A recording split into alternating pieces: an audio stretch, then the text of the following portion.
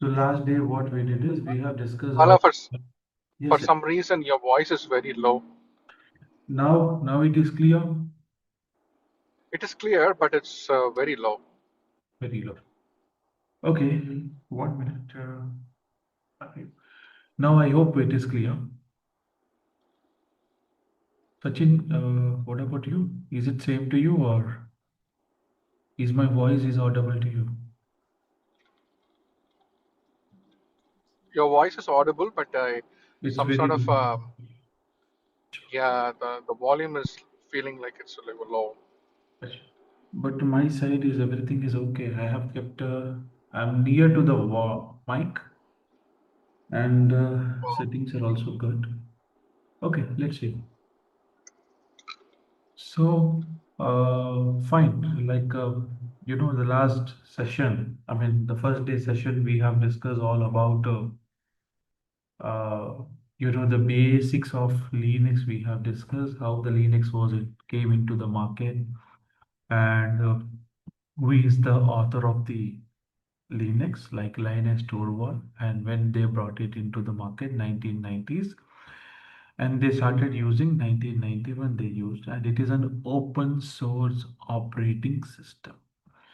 So when I just say that it is an open source operating system, like we have already discussed what is mean by open source. Open source means the code is open to everyone, right? And of course it is free. Open source means it is free also. No need to take the permission of any vendor, any client, right? You can just download. It is open to everyone to download and use it. So this is what exactly it's okay. And we also discussed like like you should know something about the differences between Windows and Linux, right? So very important because in a current market, the major players are Linux as well as Windows. And definitely, as a Linux administrator, it is very important that we should know differences between Linux as well as Windows, right? So when we go with Linux and Windows, as you can see here, like Linux was introduced somewhere in 1991 and Windows was introduced in 1985. Actually, remember you have to remember one thing. In 1985, they introduced something called DOS, right? You know what is DOS? Basically, when you just log into your Windows machine, you try to run CMD. A black screen with white letters, you will be saying that is nothing but a command prompt. Okay, that is nothing but DOS we call, right? But later on, they started developing the DOS and enhanced the graphics. And what they did is they have come up with a concept called Windows 95, then Windows 98, then later Windows 2000. Windows 2000 is also called NT. NT it is called, right? So this is what exactly it is called. And remember one thing, Linux is an open source operating system. Windows is a closed source operating system, right? And the web server share is 70%. Here the web server share is 23%. So what is mean by web server share? Because when Windows was introduced, Linux was used more for deploying the web servers. And these are all the different types of file system what Linux is going to support. And this is a Windows based file system, right? Then the cost is here low cost, here it is high cost, and the security is secure, and here it is insecure. And when you talk about virus, like we have a 6200 viruses listed for Linux, okay. And when you come to the Windows, we have a 60,000 viruses listed here.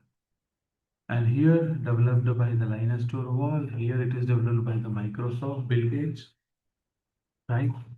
And there is a full access to the source code and there is no access to the source. I mean, this is what exactly.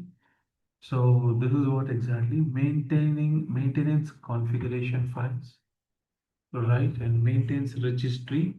to store the configuration. This is what exactly the difference is here, right? So now when you know these differences, now um, many times people do argue on this particular two things, right? Yes, definitely. Like when you talk about Windows, even the majority of the people are using Windows, okay, but still we feel that insecure. The reason behind why we feel insecure, because if you are using a genuine operating system and if you are getting a frequent updates and frequent patches, recommended patches or security patches or vulnerability patches from the vendor, when you update it, then your operating system is secure. Why? Because what we see, in Windows, when it comes to Windows, many people they never think about buying an operating system. Instead of that, they try to use a pirated copy of Windows, right? Which is not a legal copy. So now you will say that if it is not a legal copy, what is the problem? Microsoft will never provide you the updates, right? If Microsoft is not, it never provides the updates, even you connect to the internet, Microsoft will send it will send its agent to your machine, and it verifies, that agent will verifies whether your operating system is genuine or not. If it is genuine, not a problem, it provides you updates. If it is not genuine, then simply it blocks the updates for your machine, right? So in this scenario, what happened, the vulnerabilities will increase, errors will increase, bugs will increase. Then when your machine gets connected into the internet, what happens, tell me? Whenever your machine connects into the internet, the hackers try to scan your machine, and when they find some vulnerability, they get into your machine and hacks your data and theft your data. This is what exactly, right? But remember, now the people also, they are well educated. They understood the importance about the data. So everyone are trying to buy the Windows operating system, genuine operating system from the vendor. When they buy a laptop, when they buy a desktop, when they want to use it on a server, this is what exactly. Okay? So this is all important thing that you need to understand. All right. So now this is all about the differences here. Then like we have a comparison here. So you can just see like Linux usage is 38% and Windows usage is 19%. And this is a statistics provided by W3 Techs it is called. And it is on 13 June 2023 they provide. And almost it is another 3 years, right? Maybe this percentage has increased to 45 to 50%, right? Or it might be more than 50% also, right? And why Red Hat means 90% of Fortune 500 companies around the globe currently rely on Red Hat. Why they rely on Red Hat? Because it's product line. What is meant by product line? Basically, Linux operating system and JBoss virtualization. Because Red Hat provides you virtualization that is called KVM, right? And we have a cloud computing. Even Red Hat has its own cloud computing. We call it as an open stack, right? And storage technologies also we have. This is what exactly. So many companies they depend on Red Hat for this product line only, right? And choosing Linux distros distribution we call it as. So you can just see this. Ubuntu it works like a Mac OS and easy to use. Linux means it works like a Windows and should be used by the newcomer.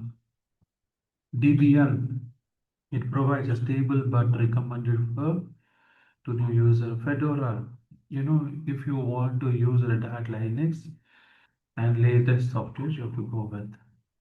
And to be a commercial, Red Hat is purely a commercial, remember. Even they might provide you a free software. I mean, free software means the trialware software, but still it is a commercial. And we have a CentOS.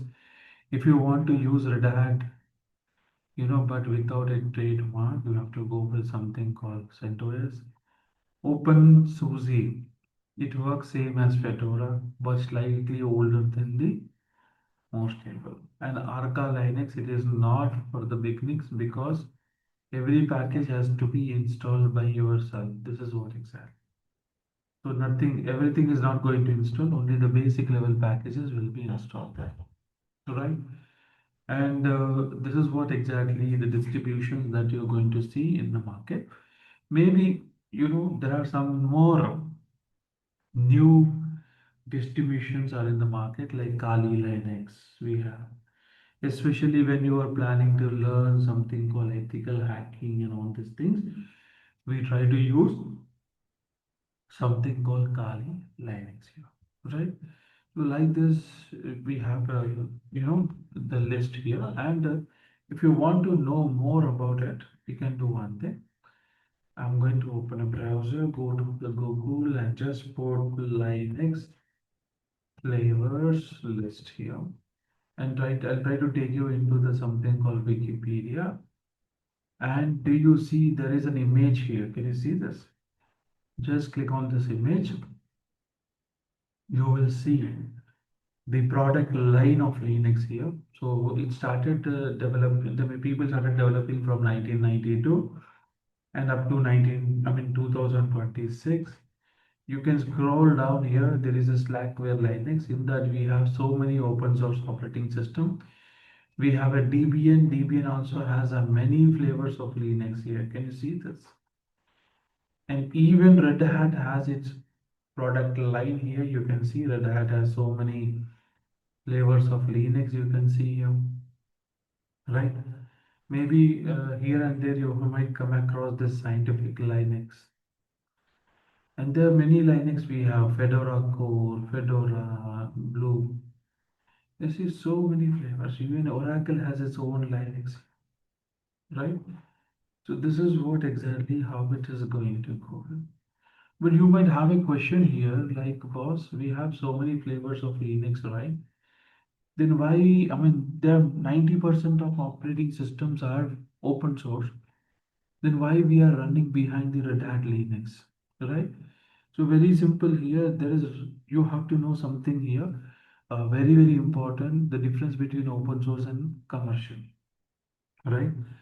Take a small example, like you got some implementation, right? And your team member or your project manager has chosen you, saying that you are only the person who are skilled to deploy this particular project. Then they hand out the project to you, and they said that we don't have a budget, boss. Do one thing, just use the Linux operating system. This is open source. And what you did, you got into the internet and you researched it, and you came to know that there is some ABC, open source Linux operating system, which is good, and you want to use that, okay, for deploying a project. So before we deploy, they said that your manager said that this is going to be a testing project. Speak. Okay, then you said you have a freedom of doing anything. So you have taken a chance of it and then you deployed it. Then basically it took some time. It was very challenging. Took the help of your friends or seniors. Finally you deployed it, and it worked well. Okay, then later your company has appreciated you. And slowly, when they said that it is testing, right, they moved into the production. Okay, then still you warn them, you inform them saying that you said this is a testing. Okay, till they, did not listen to you, they started, using it to a production slowly. Okay, Then later what happened? You got some new job, you left, in the place of you, some ABC person has joined. He also try to maintain the existing environment as it is because he don't know what happened before him. So like this, the 1 year or 2 year you used and maintained, and then later you are facing some problem. So once you're facing a problem, like it was almost 3 years, it went into core production because everything was working fine. Then, without knowing that it went into the core production, right? And suddenly now we are facing some issue. Then what you will do right now? Very simple. When you face an issue here, you will try to fix that issue. But see, whenever you are trying to fix the issue, it is not getting fixed. The reason behind is what? Why it is not getting fixed? The reason is, you know, because you don't have a proper support, right? So like you have trying to fix, it is not getting fixed, and you have taken the senior's help, even it is not getting. Then someone suggested you go to the vendor. Then immediately I went to the vendor side. I called them and I just given the information about what had happened. Then they said that run this. They have given you some command and ask you to run that command and capture the output, and you have sent it to the vendor. And vendor has analyzed it and they said that right now we don't have any solution for this particular problem. If you are looking for a solution, you need to wait another 3 to 6 months time. But can we wait for 3 to 6 months time because it is in a production, right?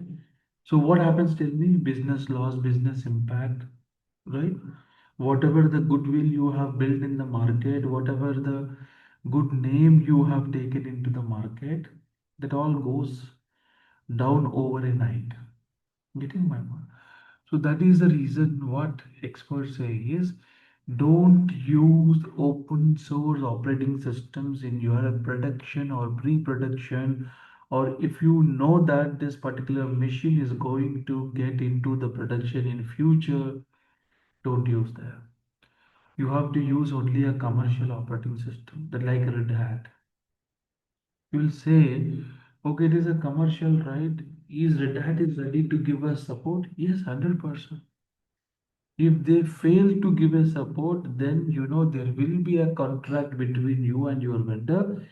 We call it as an SLA. SLA stands for Service Level Agreement. Getting it?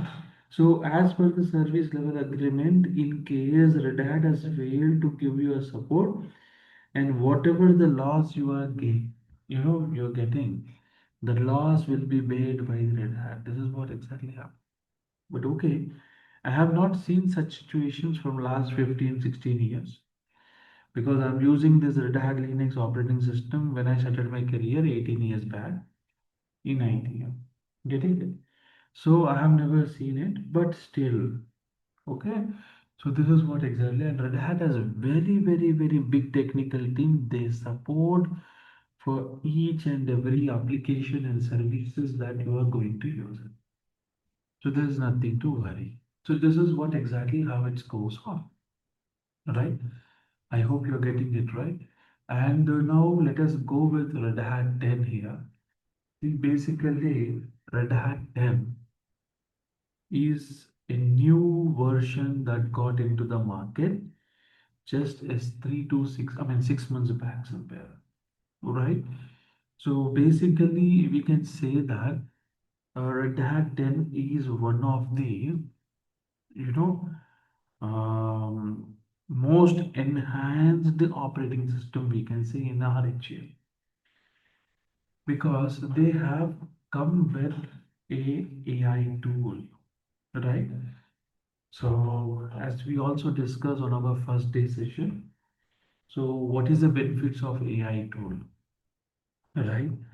See, many times when you need a help, take an example when we go a 15 years back or 20 years back when we don't have a Google, when we don't have a search engines to search on internet, how you used to take the help, right?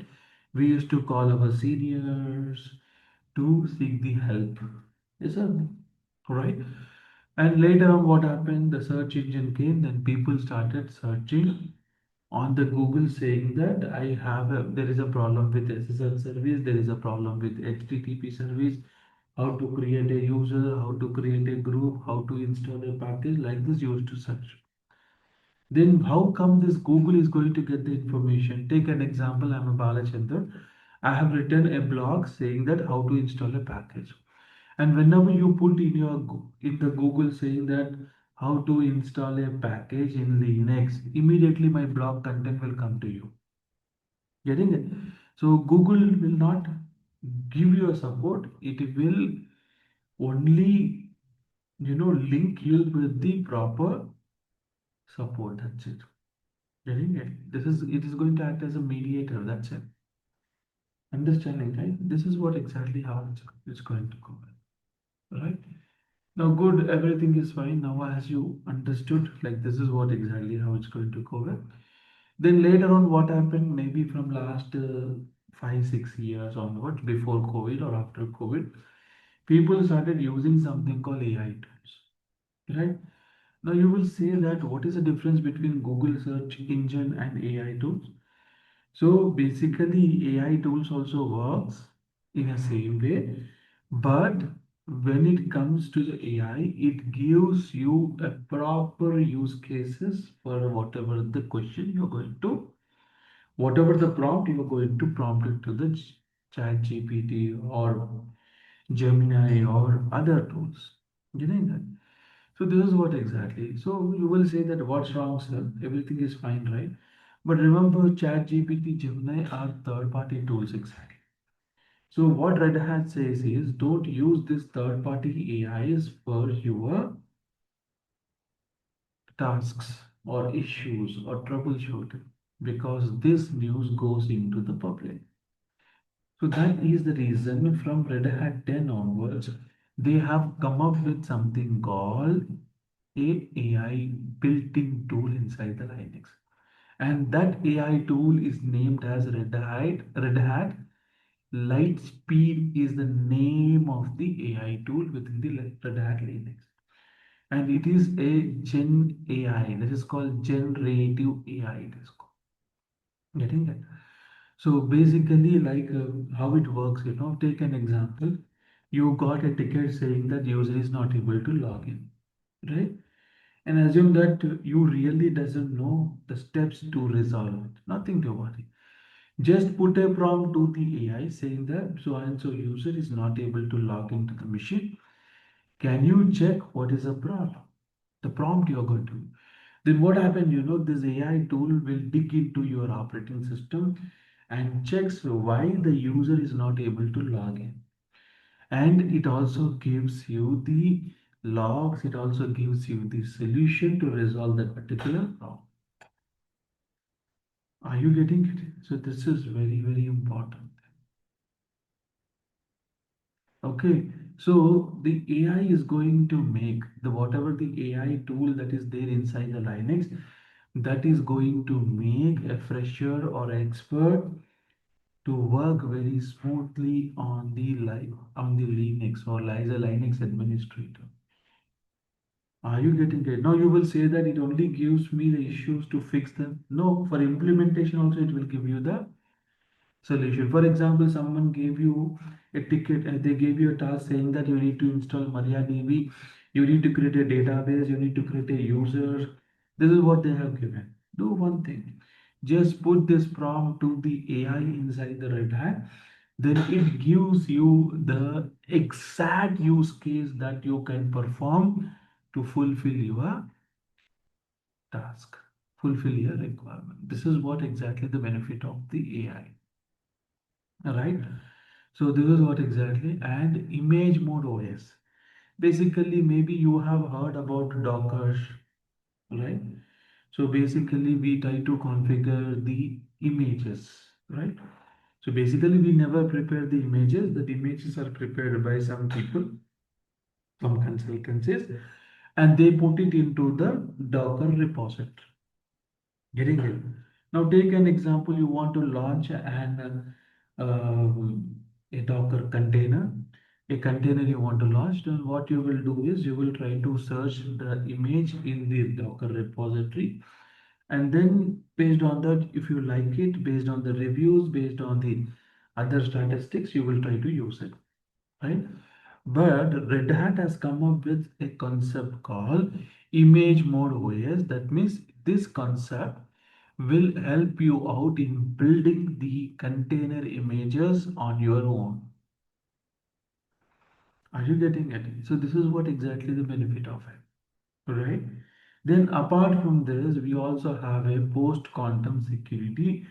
Basically, like when I say post-quantum security, many times you will get confused whether it is a quantum computing, because as you know that quantum computing is the next generation technology. Are you getting it? So you think about that, but okay, the word might be same, but it is related to security. That is related to something other. Okay. So this is what exactly they have provided something called post-quantum security and approved by the post-quantum algorithms and encrypted DNS safeguard and enterprise data against the next generation quantum threats. Right? So why they are using encrypted DNS safeguard? You know, have you heard that last 3 months or 6 months back, there was a downtime in AWS cloud. Do you remember? Yes. The many companies there was a downtime, huge downtime, that is 24 hours to 48 hours, I think. Okay. So why this what went down? Because of Route 53. So you will ask me, sir, what is Route 53? What is Route 53? Okay. In normal terminology, we call DNS. In AWS terminology, we call it as Route 53. It is a DNS concept. So basically, because the Route 53 was having a problem, the entire thing went down. So that's the reason they have come up with some security these things. So you will come to know in a future sessions like what is this post-quantum security, right? And when we talk about AI administration with Lightspeed, this will be a dashboard, and you have to see that it is natural language terminal assistance here. There is nothing, no need, there is no need to put any new prompt there.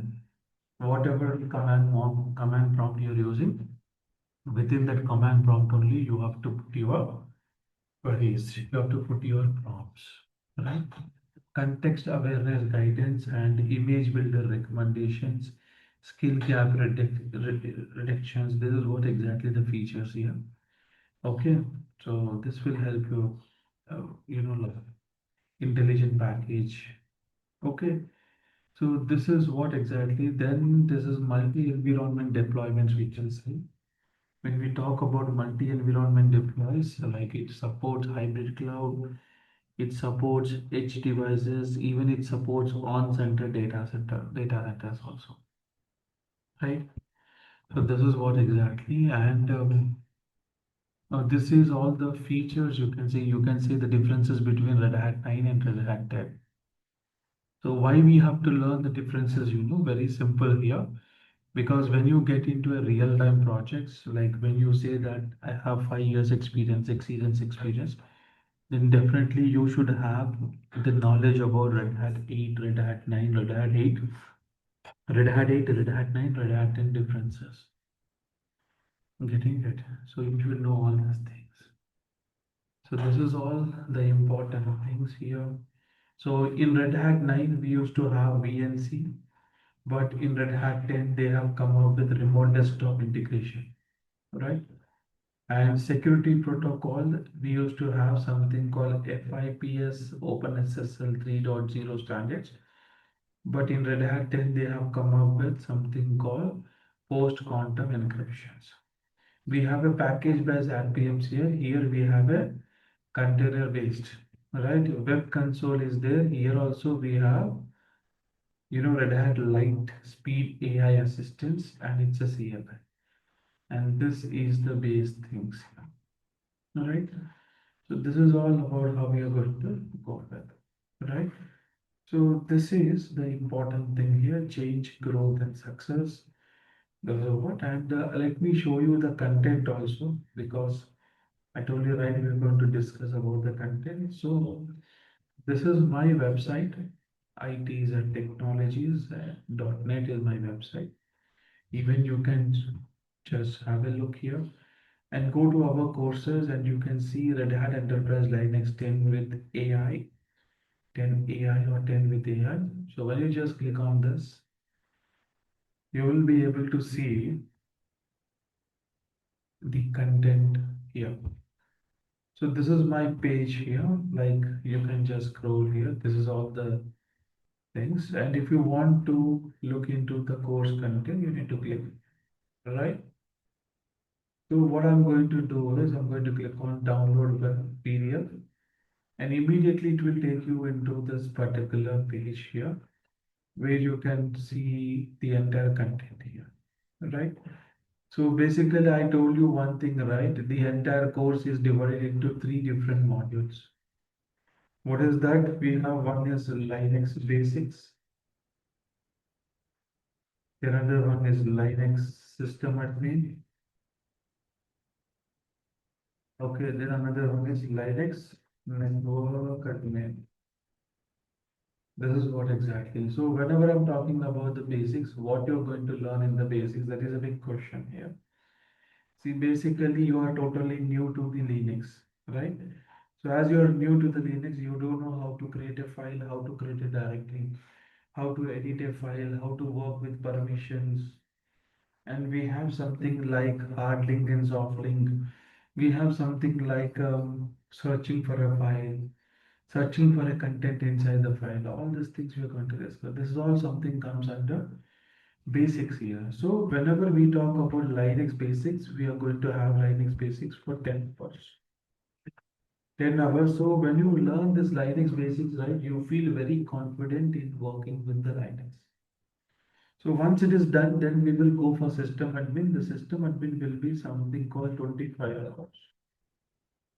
Right? In this, what you're going to learn means very simple. You're going to learn something about installation, operating system. Then we will be discussing about how this web console will work and how the AI assistants will work.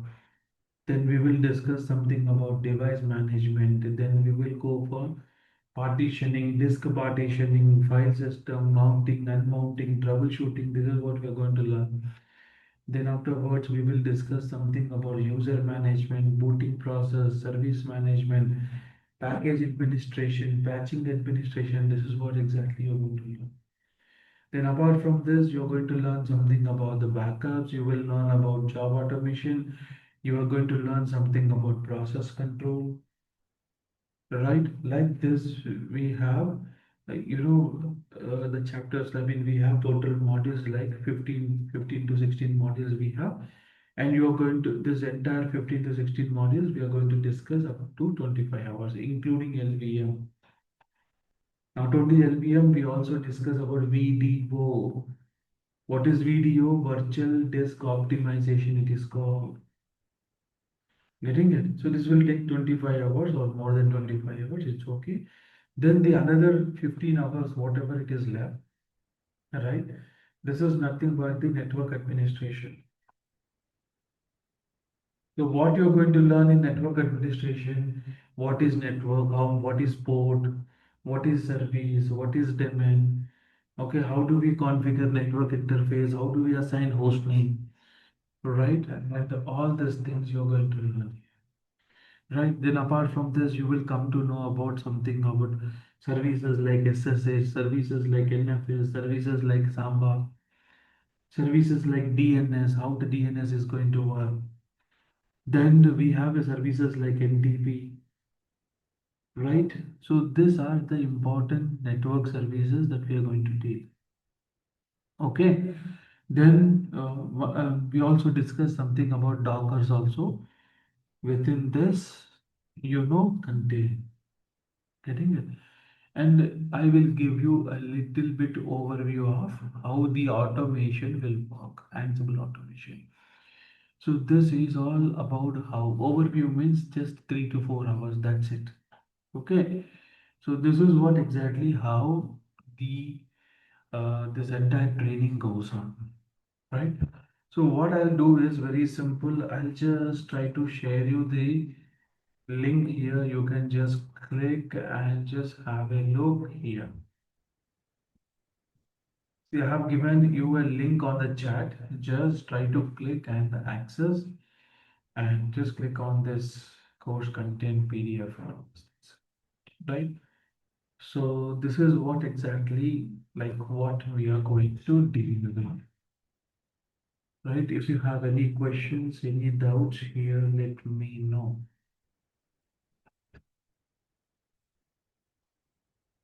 And we are going to start our exact sessions from Monday. Monday in a sense, we are going to start from 27. Morning 7 o'clock, I will be sharing you a new meeting link for the Monday session, right? So this is all about. Yes, please, any questions, any doubts, you can ask me. Sachin.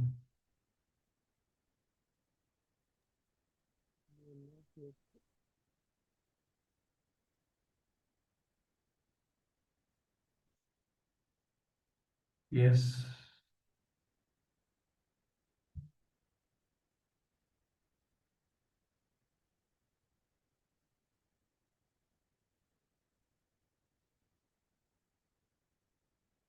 Others. So, Good Bala. yeah. Okay, fine then. If you don't have any questions, then what we will do is I'll just stop here. And before we stop, I just want to give you something like daily it will be 1 hour session, and weekly Monday to Friday we will do the session. If possible, we will plan on Saturday, right? And you should know one thing here. And we also and I also support for softwares. There's nothing to worry about the softwares, and I'll also give you the lab setup. Even not to worry about the lab setup, right? So this is what exactly the benefits that you're going to get, right? And this is all the important things, right? So what we will do is this is all the information, and if anything is there, you can just ping me on WhatsApp. That's it, right? So thanks for joining the session. So we'll meet on Monday, same time, and we'll share the meeting link by today evening or by tomorrow morning. Right? Thank you very much. Thank you, Bala. Thank you. Bye.